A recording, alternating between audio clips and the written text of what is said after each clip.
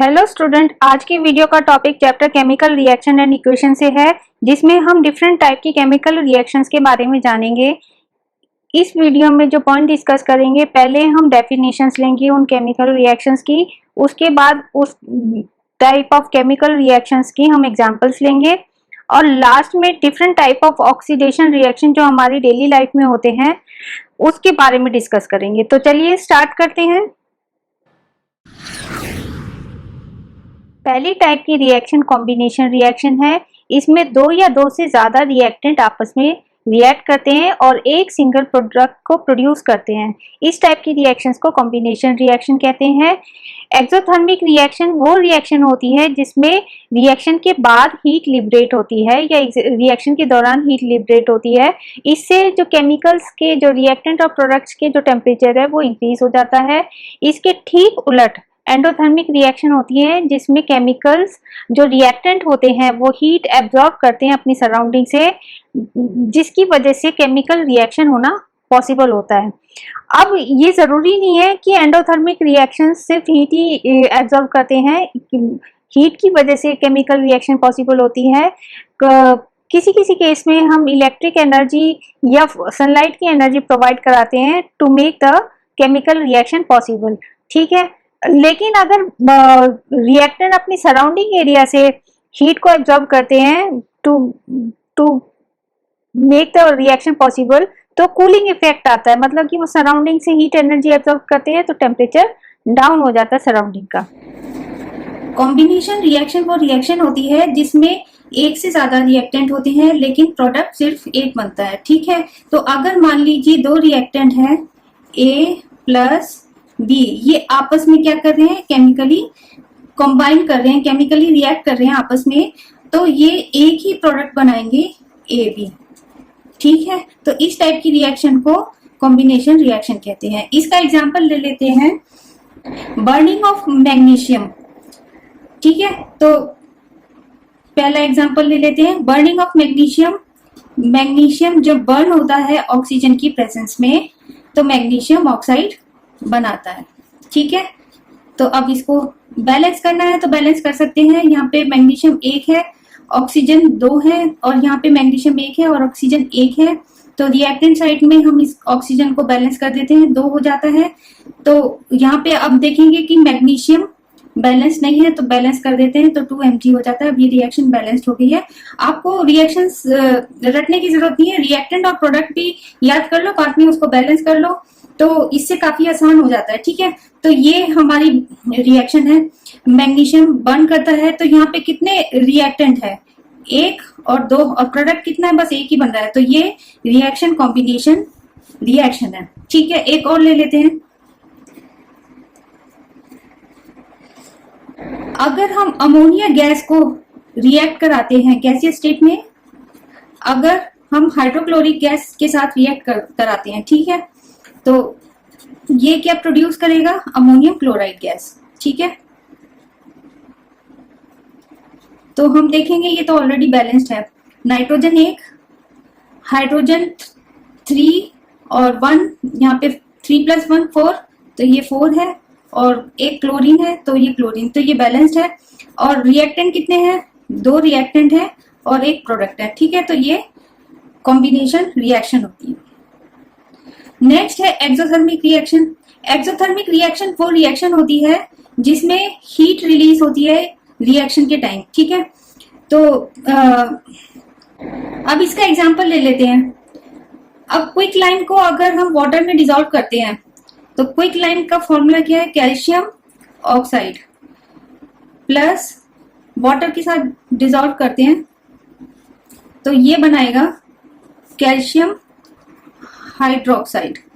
ये एक exothermic reaction है। एक्सोथर्मिक रिएक्शन मतलब कि ये हीट रिलीज करती है, तो राइट हैंड साइड में हम हीट लिख देंगे। तो इससे क्या होगा कि प्रोडक्ट का जो टेम्परेचर है वो राइज कर जाएगा। हम अगर उसके कंटेनर को टच करेंगे रिएक्शन के बाद तो वो हमें थोड़ा सा गर्म मिलेगा, तो हीटेड होगा। तो इसीलिए ये एक एक्सोथर्मिक रिएक्शन है। साथ में हम ये एक्सोथर्मिक तो बता रहे हैं, साथ में ये कॉम्बिनेशन रिएक्शन भी है, क्योंकि दो रिएक्टेंट है और एक ही प्रोडक्ट है, ठीक है। तो ये कॉम्बिनेशन रिएक्शन भी है। अब हम इसका अगर हम दूसरा नाम भी लिखें तो इसको क्विक लाइम भी कहते हैं और कैल्शियम हाइड्रोक्साइड को हम स्लेक लाइम भी कहते हैं।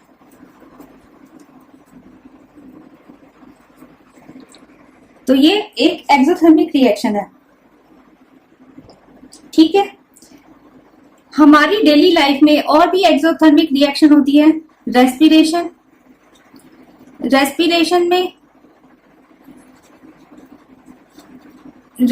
में एनर्जी रिलीज होती है, ठीक है।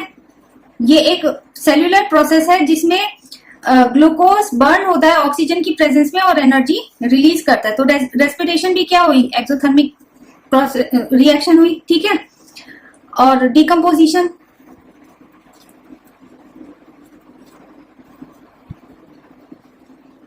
ये भी जब बैक्टीरिया किसी ऑर्गेनिक मटेरियल को डिकम्पोज करता है और मैन्योर को प्रोड्यूस करता है या बायोलॉजिकल डिकम्पोजिशन होता है तो उसमें क्या होगा, हीट एनर्जी रिलीज होती है, तो इसीलिए डिकम्पोजिशन भी एक्सोथर्मिक रिएक्शन है।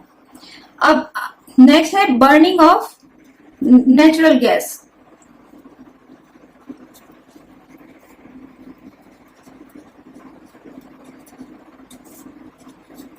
ये भी एक्सोथर्मिक रिएक्शन है। इसकी रिएक्शन देख लेते हैं। अगर मीथेन को अगर ऑक्सीजन की प्रेजेंस में बर्न करते हैं तो हमें carbon dioxide plus water plus energy release होती है।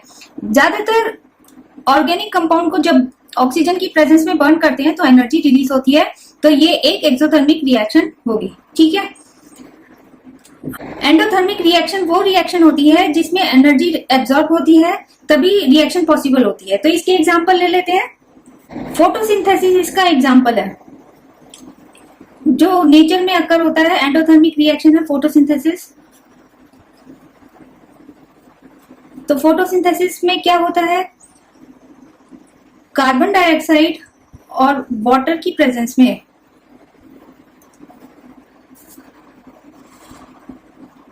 कार्बन डाइऑक्साइड और वाटर आपस में रिएक्ट करता है, किसकी प्रेजेंस में, सनलाइट की प्रेजेंस में।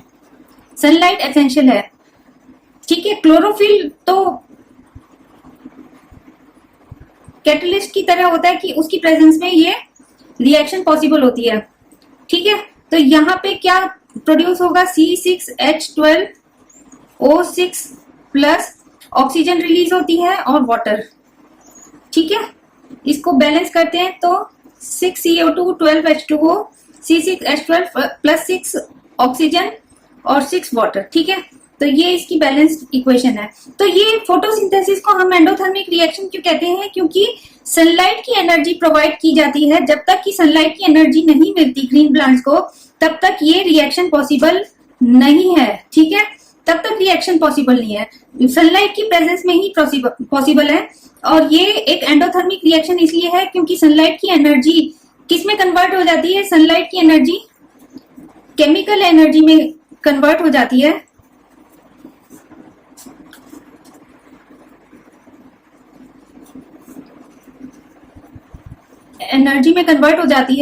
इसीलिए इसको एंडोथर्मिक रिएक्शन भी कहते हैं, क्योंकि सनलाइट की एनर्जी प्रोवाइड करने पर ही ये फोटोसिंथेसिस की रिएक्शन पॉसिबल होती है।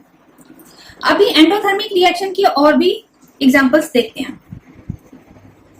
डिकम्पोजिशन रिएक्शन वो रिएक्शन होती है जिसमें एक सिंगल रिएक्टेंट पार्टिसिपेट करता है रिएक्शन में और वो ब्रेक डाउन हो जाता है मोर देन वन प्रोडक्ट में, ठीक है। तो इसका मतलब क्या होगा कि प्रोडक्ट के जो मॉलिक्यूल्स होंगी वो सिंपलर होंगे than the molecule of reactant, ठीक है। अब डिकम्पोजिशन एंडोथर्मिक रिएक्शन होती है और एंडोथर्मिक रिएक्शंस को पॉसिबल करने के लिए या तो हीट, इलेक्ट्रिसिटी या सनलाइट की एनर्जी प्रोवाइड करते हैं to make the reaction possible. तो इस बेसिस पे डिकम्पोजिशन रिएक्शन 3 टाइप्स की होती है। पहला टाइप है थर्मल डिकम्पोजिशन, मतलब थर्मोलिटिक डिकम्पोजिशन। ये वो रिएक्शन होती है, डिकम्पोजिशन रिएक्शन, जो कैरिड होती है बाय हीटिंग द रिएक्टेंट, ठीक है। इसी तरह से इलेक्ट्रोलिटिक डिकम्पोजिशन वो डिकम्पोजिशन होती है जो केमिकल रिएक्शन को पॉसिबल बनाने के लिए हमें जो एनर्जी प्रोवाइड करते हैं वो इलेक्ट्रिसिटी के कारण होते हैं। तो उसको कैरी करने के लिए इलेक्ट्रिसिटी की जरूरत होती है, जैसे वाटर का इलेक्ट्रोलिसिस। ठीक है, लास्ट में जो टाइप है डिकम्पोजिशन का वो फोटोलिटिक डिकम्पोजिशन है, मतलब कि जो एनर्जी जरूरत होती है to make the chemical reaction possible, तो वो एनर्जी हमें मिलती है सनलाइट से। ठीक है, तो इस टाइप की जो डिकम्पोजिशन होती है उसको फोटोलिटिक डिकम्पोजिशन कहते हैं। डिकम्पोजिशन रिएक्शन वो रिएक्शन होते हैं जिसमें एक रिएक्टेंट होता है लेकिन एक से ज्यादा प्रोडक्ट होते हैं। ठीक है, तो वो कैसे, जैसे मान लीजिए एक रिएक्टेंट है और रिएक्शन के बाद एक से ज्यादा प्रोडक्ट बन जाते हैं। ठीक है, तो इस टाइप की, क्योंकि रिएक्टेंट एक है और एक से ज्यादा प्रोडक्ट है, तो ये डिकम्पोजिशन रिएक्शन है। लेकिन डिकम्पोजिशन रिएक्शन तभी पॉसिबल है जब इसको कैरी करने के लिए कोई एनर्जी इसमें प्रोवाइड की जाए। ये डेल्टा मतलब एनर्जी का साइन है। ठीक है, जब इसमें कोई एनर्जी प्रोवाइड करते हैं तभी डिकम्पोजिशन रिएक्शन पॉसिबल होती है। जैसे एक एग्जांपल ले लेते हैं, आयरन सल्फेट FeSO4, इसको अगर हम हीट करते हैं तो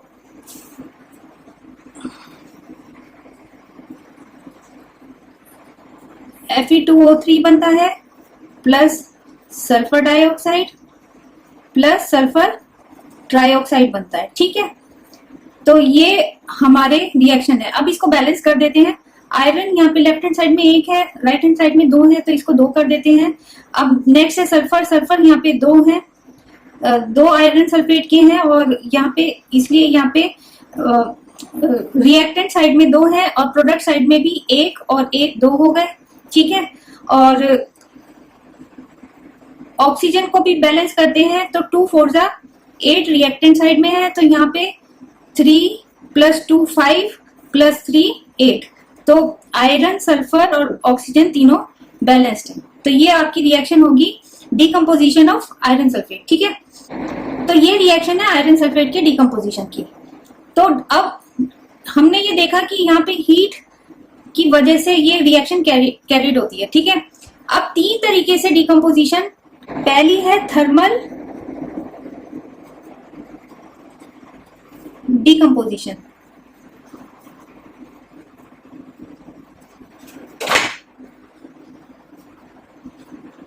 ठीक है, थर्मल डिकम्पोजिशन, थर्मल से हमें पता चल रहा है कि वो डिकम्पोजिशन रिएक्शन जो हीट की वजह से कैरिड होती है, तो इस रिएक्शन को थर्मल डिकम्पोजिशन कहते हैं। इसको थर्मोलिटिक डिकम्पोजिशन भी कहते हैं।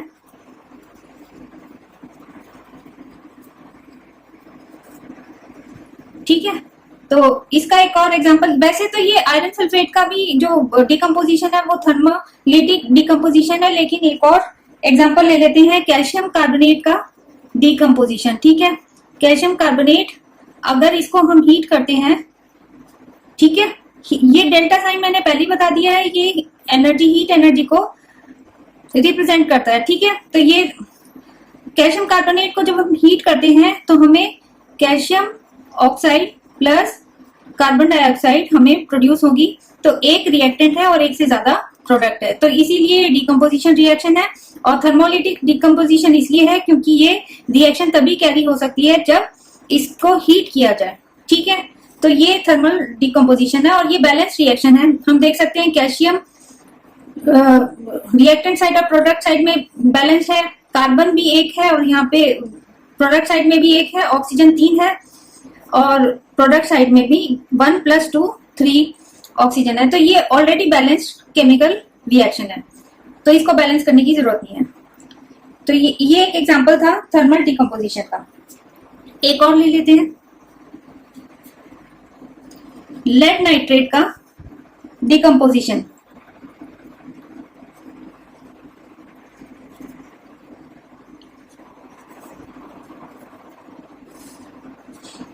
अगर हम हीट करते हैं तो हमें क्या मिलता है, lead oxide plus nitrogen dioxide plus oxygen, इसको बैलेंस कर देते हैं। बैलेंस करने के लिए हम देखते हैं, हम लेड यहाँ पे एक है, ठीक है, और रिएक्टेंट साइड में भी एक है, बैलेंस्ड है। फिर नॉन मेटल में नाइट्रोजन देखते हैं, यहाँ पे नाइट्रोजन 2 है, ठीक है, और यहाँ पे 1 है, तो इसको बैलेंस कर लेते हैं, यहाँ पे 2 हो जाती है, ठीक है। अब क्या है, ऑक्सीजन को बैलेंस करते हैं। ऑक्सीजन में हम देख रहे हैं कि ये 3 2 6 है। हम देख रहे हैं कि ऑक्सीजन प्रोडक्ट साइड में ऑड है और रिएक्टेंट साइड में इवन है, तो इसको इवन बनाने के लिए हम प्रोडक्ट साइड में इवन बनाने के लिए यहाँ से हम 2 से मल्टीप्लाई कर देते हैं, ठीक है। तो ये मल्टीप्लाई करने पे क्या होगा कि हम देखते हैं कि लेड अब 2 हो गया, ठीक है। तो अब 2 करने के लिए रिएक्टेंट साइड में हम इसको 2 से मल्टीप्लाई करते हैं और देखते हैं कि अब ये बैलेंस्ड है या नहीं है, ठीक है। तो लेड यहाँ पे 2 है रिएक्टेंट साइड में, 2 है प्रोडक्ट साइड में, लेड हमारा बैलेंस्ड हो गया। और नाइट्रोजन कितना है, 2 2 4 रिएक्टेंट साइड में है, और प्रोडक्ट साइड में कितना है, 2 प्रोडक्ट साइड में है, तो इसको बैलेंस करने के लिए हम 4 कर देते हैं, ठीक है, हमारा 4 आ गया। अब ऑक्सीजन को बैलेंस करते हैं, 3 2 6, ठीक है, इंटू 2 12, तो ये 12 हो जाता है। तो अब हमारा कितना ऑक्सीजन हो गया, 2 1 2, ये 2 हो गया, प्लस 4 2 8, तो ये हमारा 2 1 2 प्लस 4 2 8, हमारा ये 10 हो गया ऑक्सीजन, प्लस 2 ये 2, तो ये हमारा हो गया 2 plus 8 plus 2 is equal to 12, तो ऑक्सीजन बैलेंस्ड हो गया, ठीक है। तो इस तरह से लेड, नाइट्रोजन और ऑक्सीजन बैलेंस हो गया। तो हमारी फाइनल रिएक्शन क्या हो जाएगी, 2 PbNO3 होल ट्वाइस। अगर हम इसको हीट करते हैं तो ये हमारा रिएक्शन होगी 2 lead oxide plus 4 nitrogen dioxide plus oxygen, तो ये हमारी फाइनल रिएक्शन हो जाएगी। आप रिएक्टेंट और प्रोडक्ट को याद कीजिए और बैलेंस करना सीख लीजिए, तो आपके लिए रिएक्शन को याद करना आसान हो जाएगा, ठीक है। अब नेक्स्ट है, ये थर्मल डिकम्पोजिशन है। अब नेक्स्ट इलेक्ट्रोलिटिक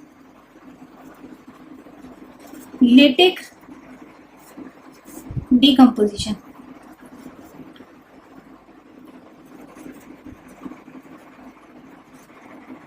ठीक है, ये वो डिकम्पोजिशन है जिसको कैरी करने के लिए हमें रिएक्टेंट में इलेक्ट्रिसिटी की एनर्जी प्रोवाइड करनी पड़ेगी, तभी ये रिएक्शन पॉसिबल होगा, ठीक है। फॉर एग्जांपल वाटर का इलेक्ट्रोलिसिस, तो यहाँ पे हम इलेक्ट्रिसिटी पास कराएंगे, ठीक है। तो हमें क्या मिलेगा, कैथोड पे हाइड्रोजन गैस और एनोड पे ऑक्सीजन गैस मिलेगी। इसको बैलेंस कर लेते हैं।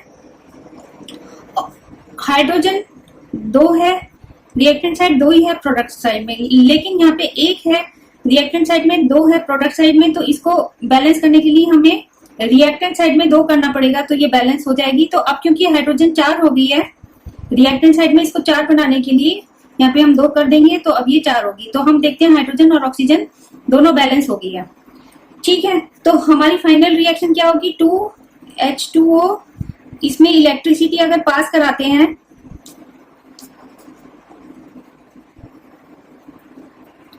तो हमें हाइड्रोजन गैस और ऑक्सीजन गैस प्रोड्यूस मिलेगी। कैथोड पे हमें हाइड्रोजन गैस और एनोड पे ऑक्सीजन गैस रिलीज होगी, ठीक है। लेकिन हम क्या देखते हैं कि जो इलेक्ट्रिसिटी जब पास कराते हैं तो जो हाइड्रोजन का वॉल्यूम है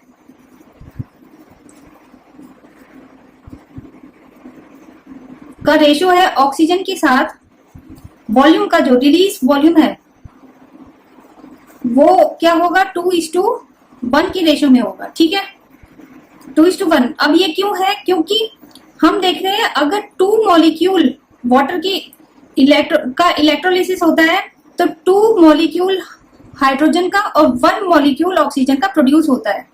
तो इसीलिए ये 2:1 की रेशियो में प्रोड्यूस होगा हाइड्रोजन और ऑक्सीजन। ठीक है,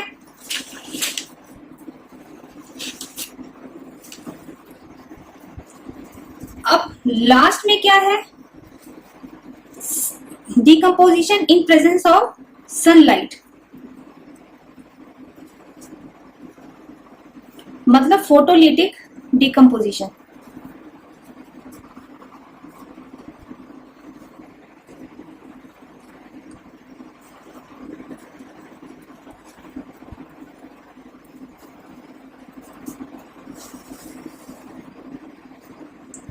ये वो टाइप का डिकम्पोजिशन है जो सनलाइट की प्रेजेंस में ही हो सकता है। ठीक है, अब जैसे हम सिल्वर क्लोराइड को सनलाइट में रखते हैं तो वो ब्लैक, सिल्वर क्लोराइड जो व्हाइट कलर का होता है वो ब्लैक में टर्न हो जाता है, silver plus chlorine gas release हो जाती है। इसको बैलेंस करें, यहाँ पे 2 लगा देते हैं तो ये बैलेंस हो जाएगा, सिल्वर भी और क्लोरीन भी। ठीक है, इतना समझाने की जरूरत नहीं, ये बैलेंस कर दिया। ठीक है, तो ये ब्लैक उसमें कन्वर्ट हो जाएगा, और किसकी प्रेजेंस में, सनलाइट की प्रेजेंस में। ठीक है, तो ये सनलाइट की प्रेजेंस में ये डिकम्पोज हो जाता है, सिल्वर क्लोराइड सिल्वर में और क्लोरीन गैस रिलीज हो जाती है। अब इसी को हम ब्लैक एंड व्हाइट फोटोग्राफी में यूज कर सकते हैं। अगर सिल्वर ब्रोमाइड को सनलाइट में एक्सपोज करते हैं, सिल्वर ब्रोमाइड को, तो उसका फोटोलिटिक डिकम्पोजिशन होता है सिल्वर, सेम वही रिएक्शन है, हैलाइड है क्लोरीन और ब्रोमीन, तो ब्रोमीन गैस रिलीज होती है। ठीक है, तो इस रिएक्शन को, ये भी ब्लैक टर्न हो जाता है, तो ये इस रिएक्शन को black and white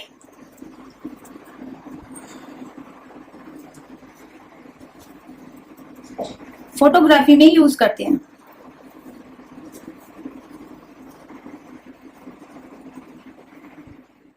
displacement reaction वो रिएक्शन होती है जिसमें मोर रिएक्टिव मेटल जो है रिप्लेस करता है lesser reactive metal from its salt. अब इसका एग्जांपल जैसे ले लेते हैं, मान लीजिए 2 मेटल हैं, आयरन और कॉपर। इसमें आयरन ज्यादा रिएक्टिव है कॉपर से, तो जब आयरन की रिएक्शन कॉपर के एक सॉल्ट मान लीजिए कॉपर सल्फेट के साथ रिएक्ट करते हैं तो क्या होगा, क्योंकि आयरन ज्यादा रिएक्टिव है कॉपर से, तो आयरन डिस्प्लेस करेगा कॉपर को उसके सॉल्ट से, तो आयरन सल्फेट प्रोड्यूस होगा। तो इस टाइप की रिएक्शन को क्या कहेंगे, डिस्प्लेसमेंट रिएक्शन, क्योंकि आयरन ने कॉपर को डिस्प्लेस किया है उसके सॉल्ट में से।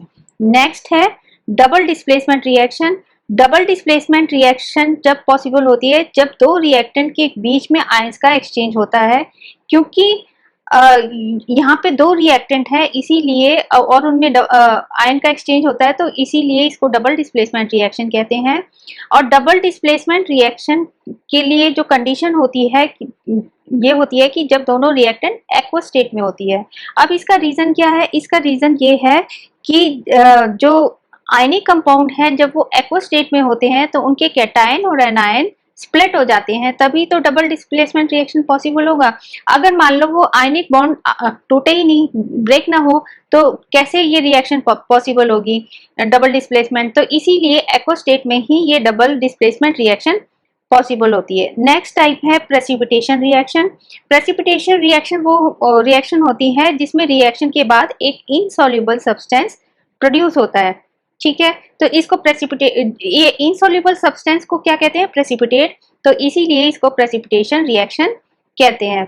अब ये हम इसको इसलिए बता रहे हैं क्योंकि डबल डिस्प्लेसमेंट रिएक्शन के पास ज्यादातर एक प्रेसिपिटेट फॉर्म होता है, तो इसीलिए डबल डिस्प्लेसमेंट रिएक्शन को प्रेसिपिटेशन रिएक्शन भी कहते हैं।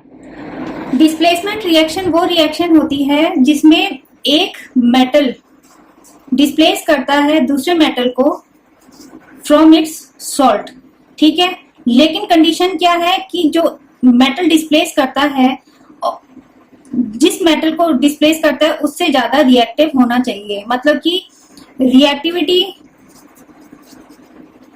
Reactivity of A should be greater than reactivity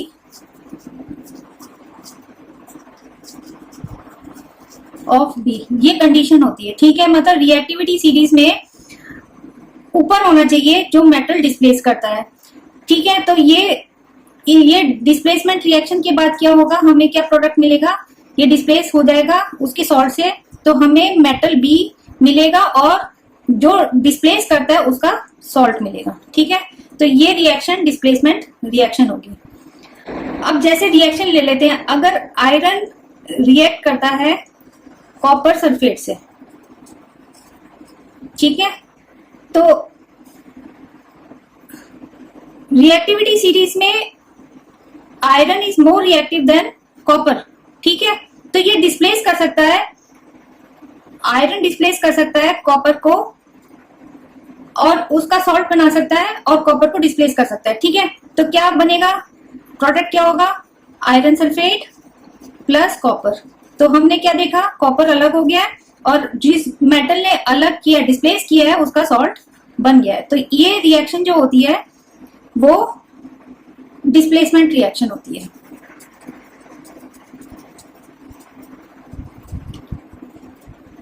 अब हमें तो पता है कि आयरन कॉपर से ज्यादा रिएक्टिव है, तो क्या ये रिएक्शन पॉसिबल है, कॉपर अगर रिएक्शन करेगा आयरन सल्फेट से तो क्या ये रिएक्शन पॉसिबल होगी, कॉपर सल्फेट प्लस आयरन। तो ये रिएक्शन पॉसिबल नहीं है क्योंकि कॉपर क्या है, लेस रिएक्टिव देन आयरन, तो ये रिएक्शन पॉसिबल ही नहीं है। ठीक है, तो हमें कैसे पता चलेगा, आपको याद करना पड़ेगा। रिएक्टिविटी सीरीज को हम आपके लिए लिख देते हैं। तो रिएक्टिविटी सीरीज में इंक्रीजिंग ऑर्डर में लिखते हैं, पहला पोटेशियम, हम सिंबल लिख रहे हैं, उसके बाद सोडियम, फिर कैल्शियम, फिर मैग्नीशियम, उसके बाद एल्यूमिनियम, फिर जिंक, फिर आयरन, फिर लेड, फिर हाइड्रोजन, फिर कॉपर, उसके बाद मरकरी, फिर सिल्वर, फिर गोल्ड। ठीक है, तो ये डिक्रीजिंग ऑर्डर में है, रिएक्टिविटी की डिक्रीजिंग ऑर्डर में है।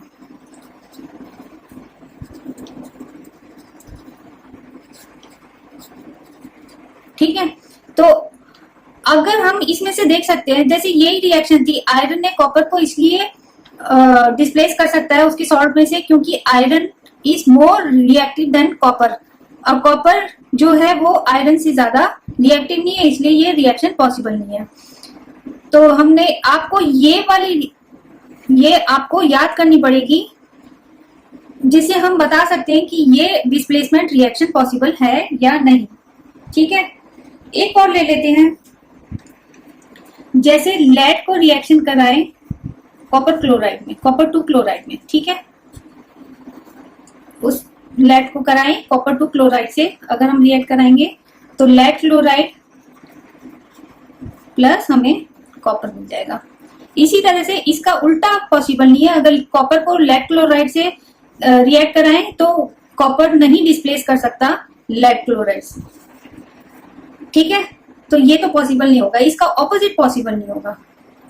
तो ये इस टाइप की रिएक्शन को जिसमें एक मेटल दूसरे मेटल को डिस्प्लेस करता है उसके सॉल्ट में से, और प्रोड्यूस क्या करता है, जो ज्यादा रिएक्टिव मेटल है उसका सॉल्ट प्लस जिस मेटल को डिस्प्लेस किया उस मेटल को डिस्प्लेस करके अलग कर देता है, तो इस रिएक्शन को डिस्प्लेसमेंट रिएक्शन कहते हैं। अब आता है next double displacement reaction. Double displacement क्या होता है कि आयंस का एक्सचेंज होता है, जब सॉल्ट्स जो होते हैं वो एक्वस स्टेट में होते हैं और उनमें आयंस का एक्सचेंज होता है, तो उस रिएक्शन को डबल डिस्प्लेसमेंट रिएक्शन कहते हैं। जैसे मान लीजिए AB प्लस CD, यहाँ पे ये आयनिक फॉर्म में है, तो जब ये आपस में रिएक्ट करते हैं तो हमें AD प्लस BC मिलता है। हमने देखा कि D ने B को रिप्लेस कर दिया और B ने D को, तो ये डबल डिस्प्लेसमेंट रिएक्शन होती है, लेकिन ये आयनिक फॉर्म में होना चाहिए। दूसरी कंडीशन क्या है कि जो ये सॉल्ट्स होते हैं वो एक्वस होने चाहिए, यानी कि वाटर में सॉल्युबल होने चाहिए, तभी ये रिएक्शन पॉसिबल होगी, वरना नहीं होगी। ठीक है, अब हम देखते हैं कि इसका एग्जांपल ले लेते हैं। सोडियम सल्फेट को बेरियम क्लोराइड के साथ रिएक्ट करते हैं। ठीक है, ये आयनिक फॉर्म है Na पॉजिटिव और SO4 एक पॉलीएटॉमिक आयन है, SO4 2 नेगेटिव, Ba2 पॉजिटिव और Cl नेगेटिव। ये किस फॉर्म में है? एक्वस। एक्वस होंगे तभी ये पॉसिबल होगा। ठीक है, तो ये आपस में जब रिएक्ट करते हैं तो barium sulphate plus sodium chloride, हम यहाँ पे 2 लगा देते हैं तो ये रिएक्शन पॉसिबल होती है। ये सोडियम क्लोराइड एक्वस स्टेट में होगा और बेरियम सल्फेट का प्रेसिपिटेट फॉर्म होगा। ठीक है, ये प्रेसिपिटेट बनेगा। अब क्योंकि ये प्रेसिपिटेट बनता है तो कलर भी चेंज, इनका कलर भी चेंज हो सकता है और प्रेसिपिटेट भी फॉर्म हो जाता है, तो इसको प्रेसिपिटेशन रिएक्शन भी कहते हैं।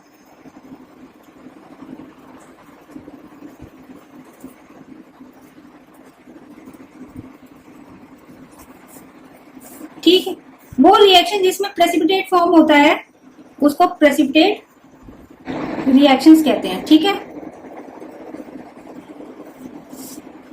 अब डबल डिस्प्लेसमेंट रिएक्शन में प्रेसिपिटेट फॉर्म होता है, इसीलिए डबल डिस्प्लेसमेंट रिएक्शन को प्रेसिपिटेशन रिएक्शन भी कहते हैं। ठीक है, किसी केमिकल रिएक्शन में अगर कोई सब्सटेंस या ये कहें कोई रिएक्टेंट ऑक्सीजन गेन करता है या हाइड्रोजन को लूज करता है, तो उस सब्सटेंस को कहते हैं या रिएक्टेंट को कहते हैं कि वो ऑक्सीडाइज्ड हो गया है, और इस टाइप की रिएक्शन को ऑक्सीडेशन रिएक्शन कहते हैं।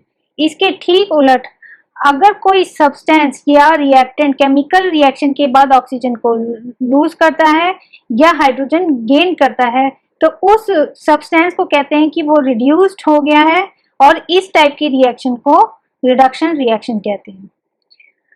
लेकिन अगर किसी रिएक्शन में एक सब्सटेंस ऑक्सीडाइज्ड होता है और दूसरा रिड्यूस्ड होता है, ठीक है, क्या होता है?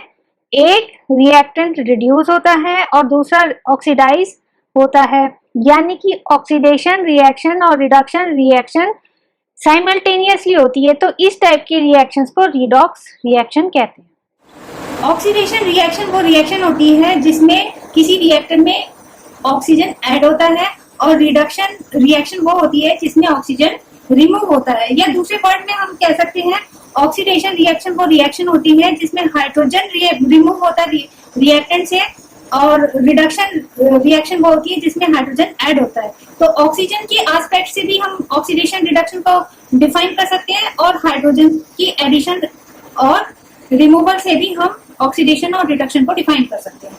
अब कैसे, उसके कुछ एग्जांपल्स ले लेते हैं। मान लीजिए हम कॉपर को अगर बर्न करते हैं ऑक्सीजन की प्रेजेंस में, ठीक है, तो हमें कॉपर ऑक्साइड मिलता है। इसको बैलेंस कर देते हैं तो ये बैलेंस हो गया।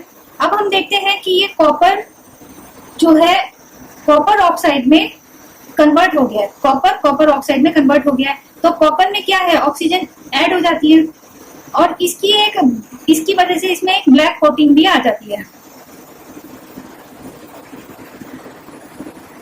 तो ब्लैक कोटिंग तो कॉपर ऑक्साइड की प्रोड्यूस होने से आती है, लेकिन हमारा कंसर्न ऑक्सीडेशन रिएक्शन से है। तो कॉपर से कॉपर ऑक्साइड में, यानी कि कॉपर में ऑक्सीजन ऐड हो गया है, तो ये एक ऑक्सीडेशन रिएक्शन है।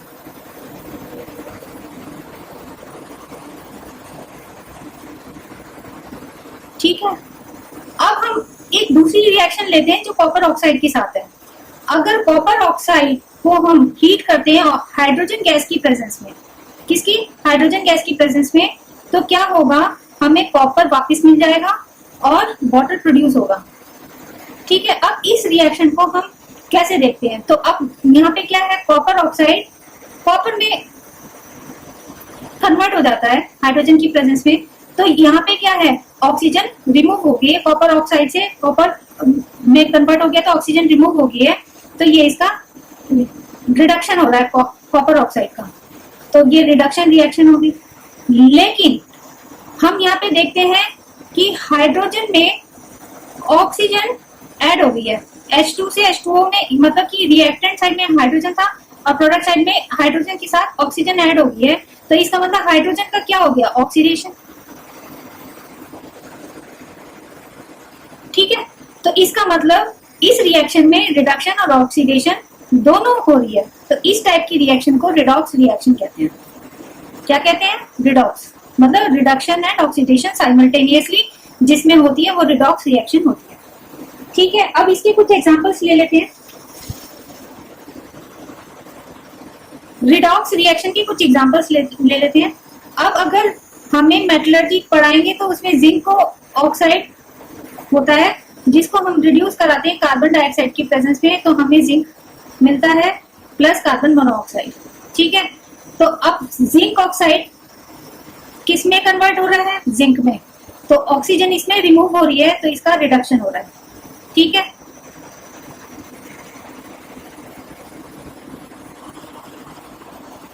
कार्बन किस में कन्वर्ट हो रहा है आफ्टर रिएक्शन, कार्बन मोनोऑक्साइड में, मतलब कि यहाँ पे ऑक्सीजन ऐड हो रही है कार्बन में तो इसका ऑक्सीडेशन हो रहा है, तो ये भी एक रिडॉक्स रिएक्शन है जिसमें साइमल्टेनियसली रिडक्शन और ऑक्सीडेशन एक साथ हो रहे हैं, साइमल्टेनियसली हो रही है। तो यहाँ पे क्या हो रहा है, हम अगर हमसे पूछे किसका ऑक्सीडेशन हो रहा है और किसका रिडक्शन हो रहा है, तो हमें रिएक्टेंट साइड से ही बताना, हमें प्रोडक्ट साइड से नहीं बताना। तो रिएक्टेंट साइड में किसका रिडक्शन हो रहा है, जिंक ऑक्साइड, जिंक में रिड्यूस हो रहा है तो जिंक ऑक्साइड लिख देंगे। ठीक है, ऑक्सीडेशन किसका हो रहा है, कार्बन, कार्बन मोनोऑक्साइड में ऑक्सीडाइज हो रहा है तो इसका मतलब कार्बन का ऑक्सीडेशन हो रहा है, हमें सिर्फ रिएक्टेंट साइड का ही लिखना है। ठीक है, अब ऑक्सीडाइजिंग एजेंट कौन है,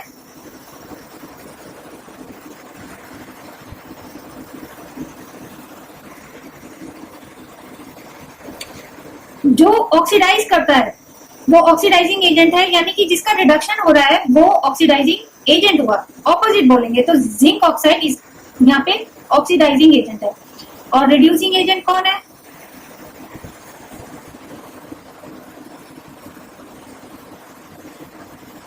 जिसका ऑक्सीडेशन होता है, कार्बन, कार्बन मोनोऑक्साइड में ऑक्सीडाइज होता है तो इसका मतलब वो जिंक ऑक्साइड को रिड्यूस कर रहा है, तो ऑक्सीडाइजिंग एजेंट कौन है, वो कार्बन है। तो हम सिर्फ रिएक्टेंट साइड की ही से ही हमारा कंसर्न है, तो ऑक्सीडेशन किसका है, किसका हो रहा है, कार्बन का, रिडक्शन किसका हो रहा है, जिंक ऑक्साइड का। ठीक है, ऑक्सीडाइजिंग एजेंट कौन है, जिंक ऑक्साइड, रिड्यूसिंग एजेंट कौन है, कार्बन। ठीक है, और एग्जांपल ले लेते हैं।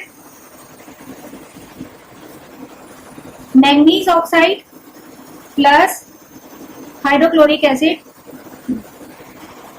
ये बनाएगा manganese chloride plus water plus chlorine gas, तो इसको बैलेंस कर देते हैं। ठीक है, तो ये बैलेंस होगी, बैलेंस्ड इक्वेशन है। अब देखते हैं किसका ऑक्सीडेशन और किसका रिडक्शन हो रहा है। ठीक है, मैंगनीज ऑक्साइड जो है वो मैंगनीज क्लोराइड में कन्वर्ट हो रही है और इसमें ऑक्सीजन क्या है, रिमूव हो रहा है, तो इसका रिडक्शन हो रहा है। ठीक है, अब हाइड्रोक्लोरिक एसिड का हम देखते हैं, यहाँ पे क्लोरीन गैस में कन्वर्ट हो रहा है, यानी कि हाइड्रोजन रिमूव हो रहा है। हमने आपको बताया है कि ऑक्सीडेशन मतलब इधर एडिशन ऑफ ऑक्सीजन और रिमूवल ऑफ हाइड्रोजन, तो यहाँ पे हाइड्रोजन रिमूव हो रहा है और क्लोरीन गैस प्रोड्यूस हो रही है, तो यहाँ पे HCl का ऑक्सीडेशन हो रहा है। ठीक है, तो ये भी एक साइमल्टेनियस रिएक्शन है ऑक्सीडेशन रिडक्शन की, तो ये भी एक रिडॉक्स रिएक्शन है।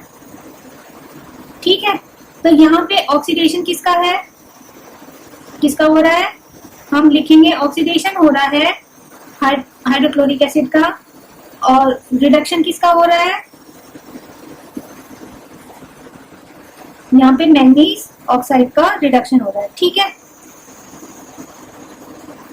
तो ऑक्सीडाइजिंग एजेंट कौन है,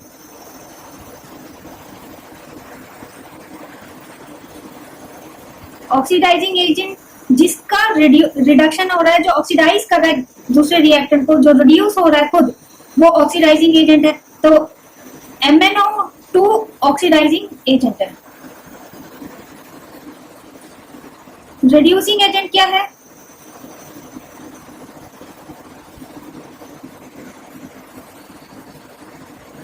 जिसका ऑक्सीडेशन हो रहा है, मतलब कि वो रिड्यूस कर रहा है दूसरे रिएक्टेंट को, तो वो रिड्यूसिंग एजेंट होगा, तो ये HCl। तो इस तरह से हम आंसर करेंगे, ठीक है। एक एग्जांपल और ले लेते हैं। H2S गैस को क्लोरीन गैस के साथ रिएक्ट कराते हैं तो हमें हाइड्रोक्लोरिक गैस मिलती है प्लस सल्फर, ठीक है। अब यहाँ पे हम देख रहे हैं ऑक्सीजन नहीं है, तो हमें ऐसा कुछ रूल नहीं है कि ऑक्सीजन होगा तभी ऑक्सीडेशन और रिडक्शन होगा। हम हाइड्रोजन से भी डिफाइन कर सकते हैं। अगर हाइड्रोजन रिमूव होता है तो ऑक्सीडेशन होती है, अगर हाइड्रोजन ऐड होता है किसी रिएक्टेंट में तो उस रिएक्टेंट का रिडक्शन होता है, ठीक है। तो यहाँ पे हम देखेंगे H2S जो है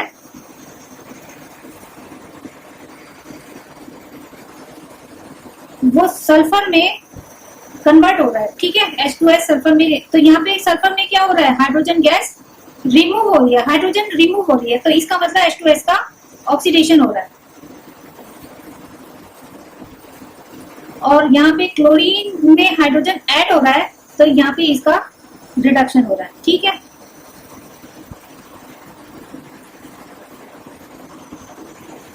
तो फिर हम लिखेंगे ऑक्सीडेशन किसका हो रहा है, रिएक्टेंट से ही लिखना है, सेम वही H2S का। रिडक्शन किसका हो रहा है, क्लोरीन गैस का, ठीक है। तो ऑक्सीडाइजिंग एजेंट कौन है,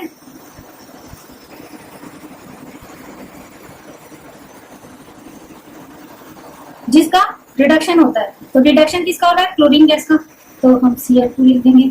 और रिड्यूसिंग एजेंट कौन है,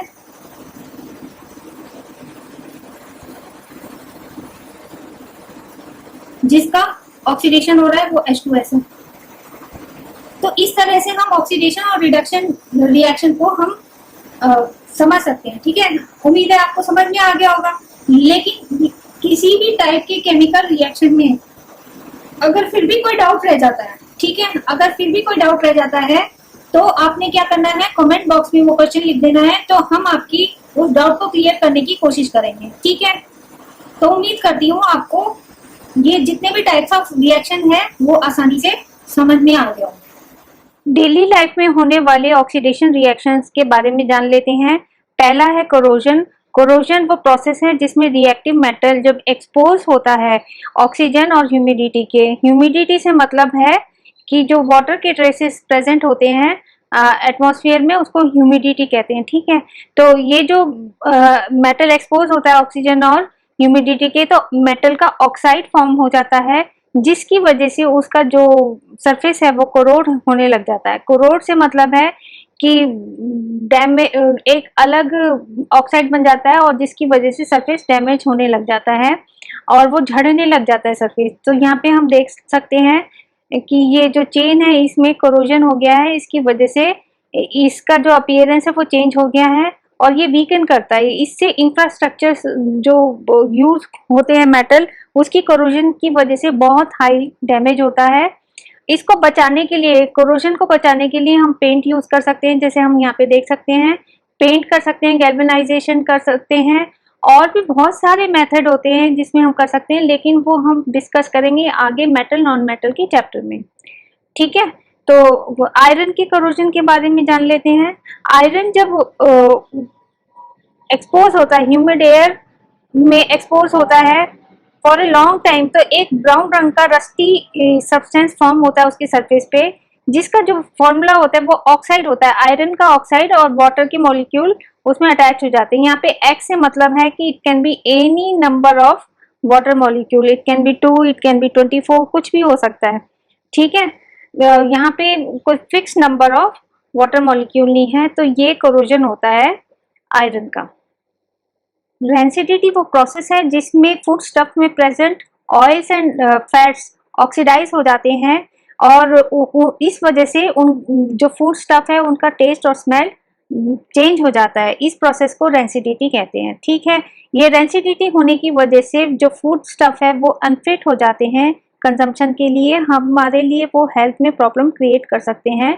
इसीलिए हमें रेंसिड फूड को कंज्यूम नहीं करना चाहिए। ठीक है, और ये जो रेंसिडिटी की जो प्रोसेस है वो वेदर पे मतलब फास्टन हो जाती है। जब वो समर का सीजन होता है तो ज्यादा होती है, विंटर के सीजन में कम होती है। तो इसीलिए अगर हमें रेंसिडिटी को प्रिवेंट करना है तो रेफ्रिजरेट करना फूड को एक अच्छा ऑप्शन होता है। प्रिवेंट कर सकते हैं, हम स्टॉप नहीं कर सकते। ठीक है, तो और बाकी तरीके जान लेते हैं हम रेंसिडिटी को कैसे प्रिवेंट कर सकते हैं। पहला है एंटीऑक्सीडेंट्स। एंटीऑक्सीडेंट्स वो सब्सटेंस होते हैं जो ऑक्सीडेशन रिएक्शन को होने से बचाते हैं। तो ठीक है, तो एंटीऑक्सीडेंट्स यूज कर सकते हैं। ये तो हमने बता ही दिया कि रेफ्रिजरेटिंग फूड को रेफ्रिजरेट करने से स्लो डाउन कर सकते हैं प्रोसेस को रेंसिडिटी के, और स्टोर कर देते हैं अगर एयर टाइट कंटेनर में, तब भी एक अच्छा सॉल्यूशन होता है रेंसिडिटी से प्रिवेंट करने का। क्योंकि जब एयर टाइट कंटेनर में हम स्टोर करेंगे तो उस कंटेनर के अंदर ऑक्सीजन इतनी नहीं होती कि वो रेंसिड कर दे फूड को। नेक्स्ट ऑप्शन है कि जो पैकेट होते हैं, जैसे हम ये देख रहे हैं चिप्स के पैकेट होते हैं, ये फ्लश्ड होते हैं विद नाइट्रोजन गैस। ठीक है, नाइट्रोजन गैस क्यों इसमें फ्लश किया जाता है? क्योंकि नाइट्रोजन एक इनर्ट गैस है। ठीक है, तो इनर्ट गैस होने की वजह से क्या होगा, ये कोई भी रिएक्शन में पार्टिसिपेट नहीं करता, और जिसकी वजह से फूड जो है रेंसिड होने से प्रिवेंट हो जाती है। जो ऑयली फूड है वो प्रिवेंट हो जाती है। तो ये तरीके होते हैं ऑक्सीडेशन को डेली लाइफ में रेंसिडिटी को प्रिवेंट कर। अब ये इंटेक्स और टेक्स्ट बुक एक्सरसाइज के क्वेश्चन है जो इस वीडियो से रिलेटेड है। आप इनको सॉल्व करने की कोशिश कीजिए। अगर किसी भी क्वेश्चन में कोई भी प्रॉब्लम या डाउट होता है तो इनके सॉल्यूशन का लिंक नीचे डिस्क्रिप्शन बॉक्स में दिया गया है। इसी तरह से ये कुछ एक्स्ट्रा प्रैक्टिस क्वेश्चन है, इनको भी सॉल्व करने की कोशिश कीजिए, और इनमें भी अगर कोई डाउट होता है तो इनके सॉल्यूशन का लिंक भी नीचे डिस्क्रिप्शन बॉक्स में दिया गया है। लास्ट में आपको ये क्वेश्चन है जो कमेंट बॉक्स में आंसर करना है। ये एक रिएक्शन दी गई है, MnO2 + 4HCl ये प्रोड्यूस करता है आपस में रिएक्ट करके MnCl2 और +2H2O + Cl2। ठीक है, आपने बताना है कि कौन सा रिएक्टेंट ऑक्सीडाइज होता है और कौन सा रिड्यूस होता है। अगर आपको वीडियो पसंद आया है तो वीडियो के नीचे आप कमेंट बॉक्स में कमेंट जरूर कीजिए, वीडियो को लाइक कीजिए, शेयर कीजिए। अगर आप नए हैं इस चैनल में तो चैनल को सब्सक्राइब कीजिए और बेल आइकन को जरूर दबाएं। इस वीडियो को देखने का आपका बहुत बहुत धन्यवाद। Thank you.